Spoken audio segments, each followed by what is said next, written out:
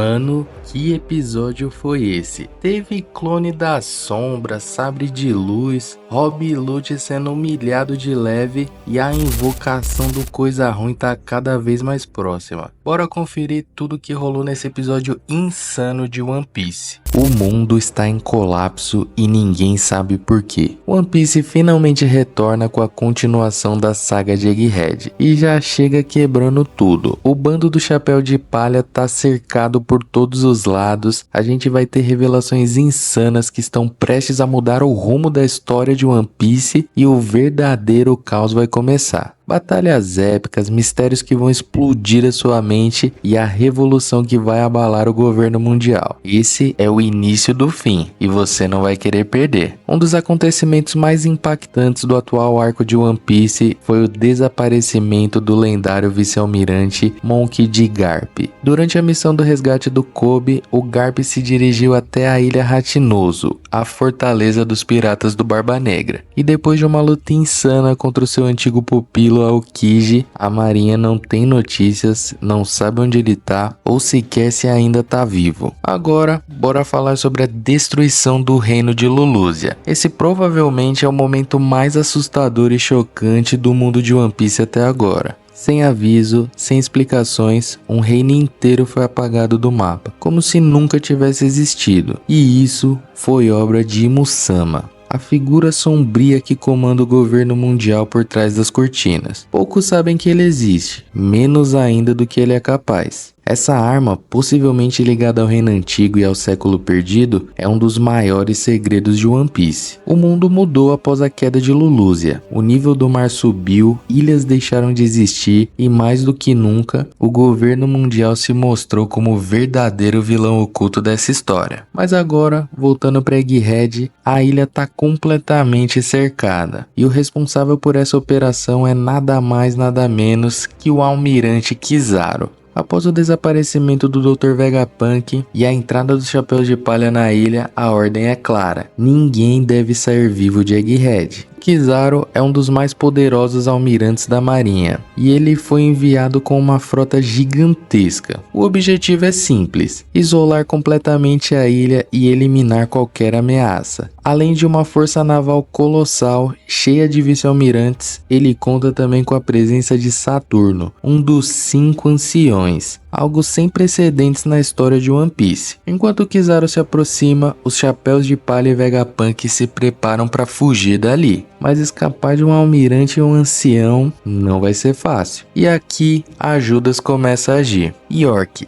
a traidora entre os satélites do Vegapunk, faz contato direto com o governo mundial. Para garantir seu lugar entre os poderosos do mundo, ela fez um acordo sombrio com eles. Ela entregaria todos os dados e segredos do Vegapunk, em troca de poder, status e se tornar um dragão celestial. Mas algo saiu errado. Durante a operação em Egghead, os Chapéus de Palha descobriram o plano da York, e ela foi capturada antes de concluir sua traição. Mas mesmo assim, York consegue enviar uma mensagem direta ao governo mundial, chorando, dizendo que foi capturada. Eles não estão nem aí pra ela, mas precisam manter ela viva e a usina de Egghead intacta para continuar usando o poder da Mother Flame. Aí, o Luffy, imprevisível como sempre, pega o Dendemushi e entra em contato direto com os 5 anciões. De um lado, os homens mais poderosos do mundo, frios, calculistas e arrogantes. Do outro, o Luffy, determinado, imprevisível e agora com uma das frutas mais temidas do mundo despertada. Luffy diz que vai usar York como refém para poderem escapar dali, mas com certeza não vai ser uma tarefa fácil não. Para conseguirem escapar, eles começam a bolar algumas estratégias e se dividem em grupos para conseguirem chegar até o Sunny, e assim começar a sua fuga para a próxima ilha, que vai ser Elbaf, meu parceiro. O próximo destino é a Ilha dos Gigantes. E agora vai começar o maior embate da história de One Piece para poderem fugir da Ilha do Futuro. E ele começa quando o almirante Kizaru chega na ilha facilmente, burlando todas as defesas graças ao poder de sua Akuma no Mi. Sentomaru, o seu antigo subordinado e amigo de longa data, se prepara para a luta inevitável e já coloca toda a defesa da ilha e os pacifistas em guarda. Os pacifistas estão ativados, liderados pelo Sentomaru.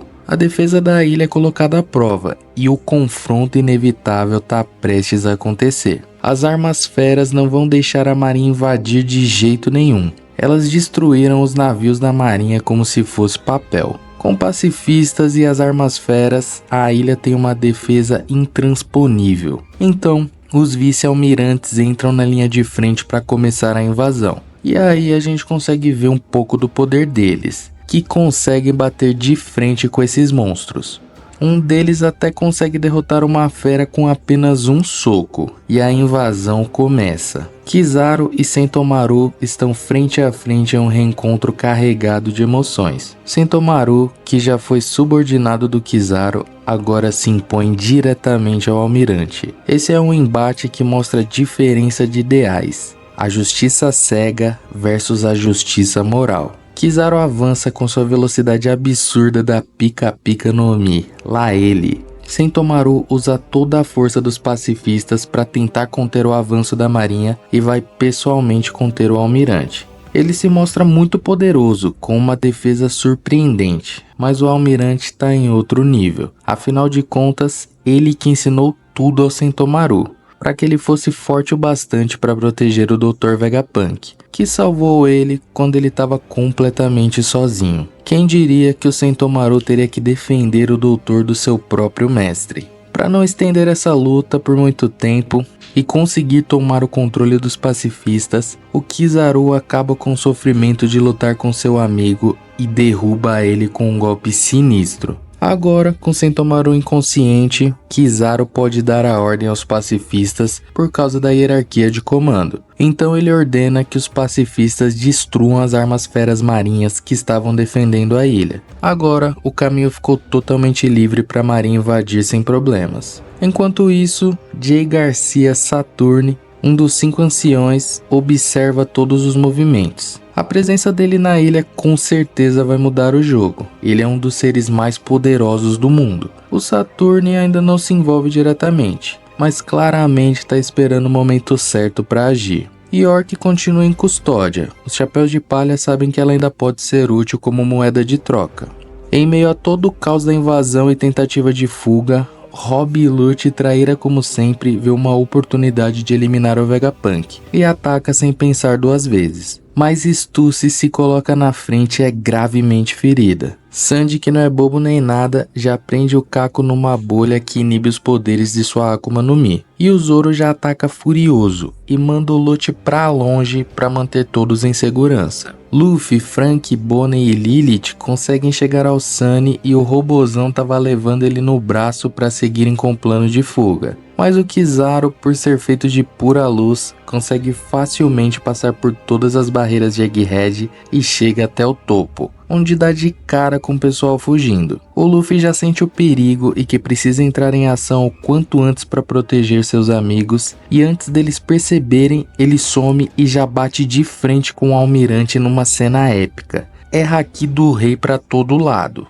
A verdade é que o Luffy estava ansioso por esse reencontro. Dessa vez vai ser totalmente diferente de 2 anos atrás em Sabaody. Afinal, agora ele tá 100 vezes mais forte. É aqui que a gente começa a se preparar para quebrar o nosso coração, com o sofrimento silencioso de um dos personagens que mais passou por situações devastadoras na série, o Kuma. Tudo começou a partir de um experimento brutal ao qual ele foi submetido sob as ordens do governo mundial. Ele foi desumanizado, usado como cobaia pelo Vegapunk com a supervisão dos próprios anciões. Seu corpo foi remodelado, sua mente apagada, e mesmo assim ele continuava sorrindo, pela esperança de um mundo melhor. Mesmo perdendo tudo, memórias, identidade, liberdade, de uma forma inexplicável, um pedacinho da sua mente continuava resistindo. Tudo para garantir o futuro de alguém especial. Então, ele começa a andar, mesmo sem ordens, mesmo sem explicação. Como se fosse puxado por uma força maior, o Kuma se move. E esse movimento não é normal. A câmera foca em seus olhos e uma centelha de consciência parece surgir.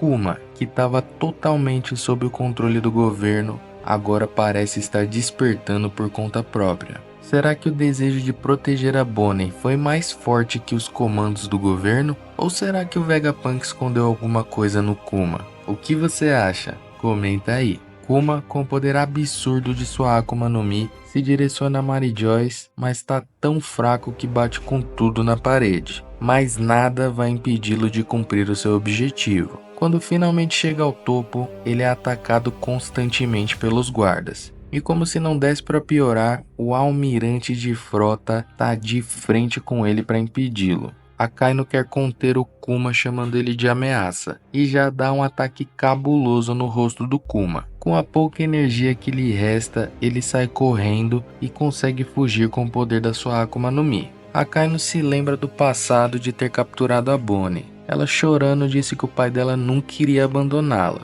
E o Akainu começa a pensar que ela estava certa. E aí, voltando para Egghead, Luffy já tá usando o Gear 4 Snake Man e lutando com tudo contra o Kizaru. Eu curto muito mais essa forma do que a Bound Man. E você, qual prefere? Luffy vai atacando com todo o poder que ele tem. Ele dá vários golpes abusando da velocidade da forma Snake Man. Mas o Kizaru consegue se defender sem grandes problemas. Mas ele já reconhece que o Luffy ficou muito mais forte e começa a entender como ele foi capaz de derrotar o Kaido.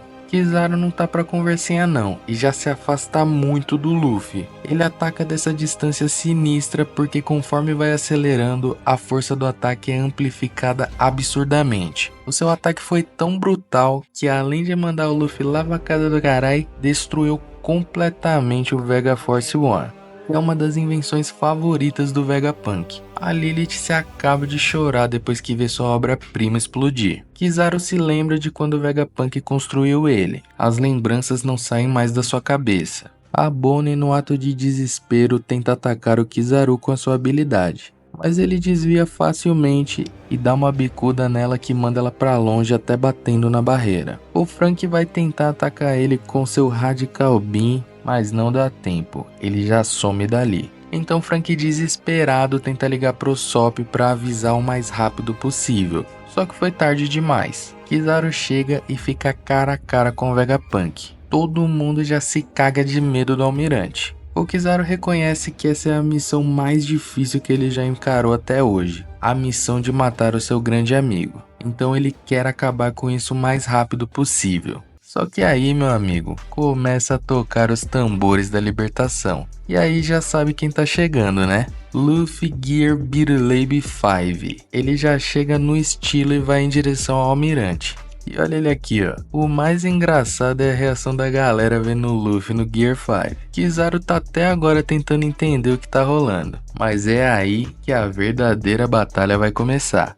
O Luffy já pega o Kizaru e ele até pede pro Mugiwara pegar leve. Mas com o Gear 5 ativado, o Luffy manda ele pra muito longe. Mano, eu fico aqui me perguntando. Agora, quem que é páreo pro Luffy? Essa forma tá muito apelona. Quem você acha que ganha dele? Comenta aí. Enquanto isso, a Bonnie tá se escondendo, depois de ter levado aquela bica caprichada do Kizaru. Algumas pessoas ficaram indignadas por ela ter sido atacada. Com certeza uma delas é o Gado, mas o Vegapunk também vai arriscar tudo para salvá-la. Toda ajuda é bem-vinda, então o Gado, Frank e Vegapunk se juntam nessa missão. Mas a Bonnie não é fraquinha não. A Akuma no Mi dela tem um poder bem apelãozinho, viu? Ela vai dando conta de vários soldados da marinha com seu poder, transformando eles em crianças ou idosos. Mas a quantidade de soldados é absurda. Aliás, você pode estar se perguntando como ela sobreviveu depois de levar aquela bicuda que fez ela bater na barreira.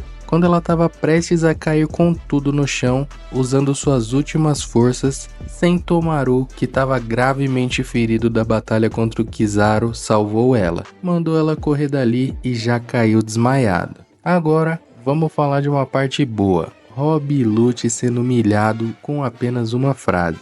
Lute e Zoro estão trocando vários golpes. E mano, eu tô curtindo muito a animação. As cenas de ação estão muito fluidas, muito bem animado. Isso porque a gente tá falando de um anime semanal, tá? Tá insano. Lute e Zoro por enquanto parecem até que estão em pé de igualdade. O Luffy, que tá suave depois de mandar o Kizaru pra longe, vê o Zoro lutando e pergunta se ele precisa de ajuda. Claro que o Solador diz que não, né? O Zoro fala pro Luffy focar no Kizaru, e agora a humilhação vem forte. Lute diz que não é nada mal derrubar o imediato do capitão. E aí, exalando o Haki do Rei, o Zoro diz que se isso que ele mostrou até agora é o melhor que ele pode fazer, ele não vai ter mais a chance de enfrentar o capitão.